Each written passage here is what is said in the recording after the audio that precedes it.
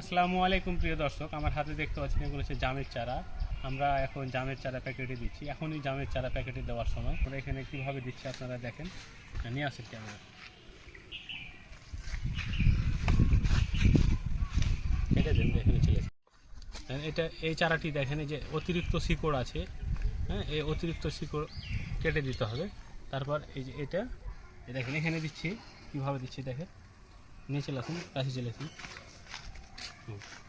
এই যে গর্ত করা হয়েছে একটা লাঠি দিয়ে, তারপর এই যে দেওয়ার পর চেপে দেবো, হয়ে গেল।